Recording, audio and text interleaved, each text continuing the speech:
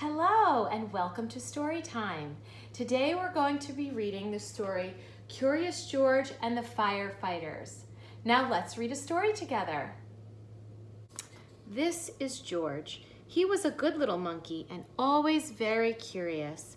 Today George and his friend, the man with the yellow hat, joined Mrs. Gray and her class on their field trip to the fire station.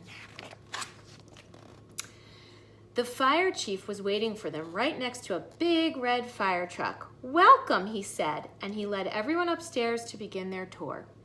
There was a kitchen with a big table and there were snacks for everyone. The fire chief told them all about being a firefighter. George tried hard to pay attention, but there were so many things for a little monkey to explore, like that shiny silver pole in the corner. Where did that pole go? George was curious. Why, it went back downstairs. There was the great big fire truck. There was a map of the city. And there was a whole wall full of coats and hats and big black boots. George had an idea. First, he stepped into a pair of boots. Next, he picked out a helmet.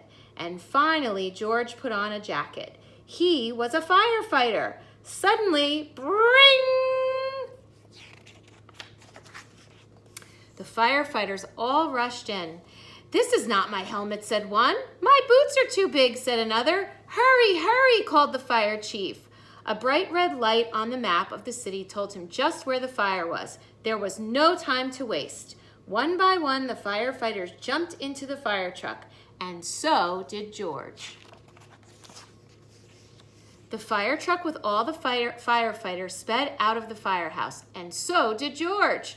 The siren screamed and the lights flashed. The truck turned right, then it turned left.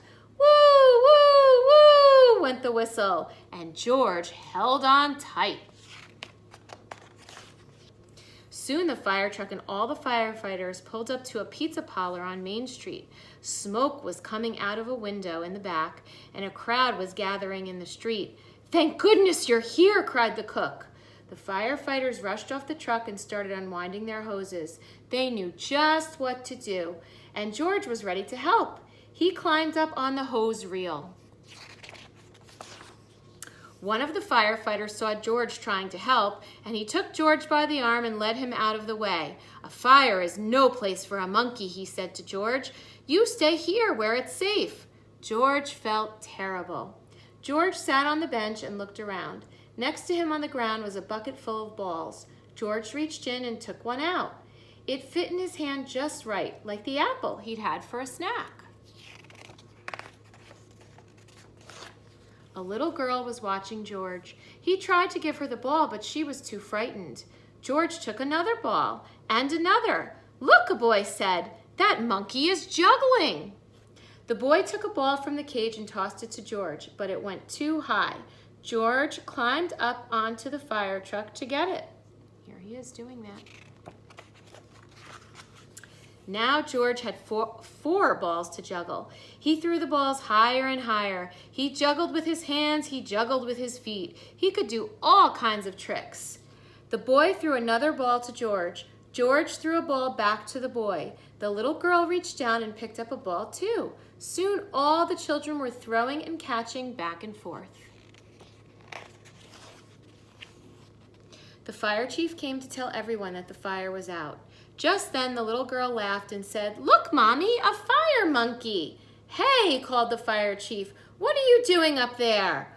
"What a wonderful idea," the little girl's mother said to the fire chief, "bringing this brave little monkey to help children when they're frightened."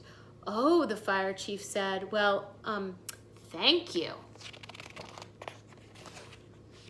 Before long, the fire truck was back at the firehouse where a familiar voice called, "George!"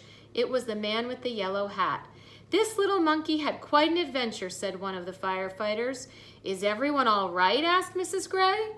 "Yes, it was just a small fire," said the fire chief, "and George was a big help." Now the field trip was coming to an end, but there was one more treat in store. All the children got to take a ride around the neighborhood on the shiny red fire truck, and they each got their very own fire helmet. Even George! and it was just the right size for a brave little monkey. And now, my friends, we have reached the end. So that, my library friends, was Curious George and the Firefighters. I hope you enjoyed this week's story, and I'll see everyone again next week for a brand new story time. Bye.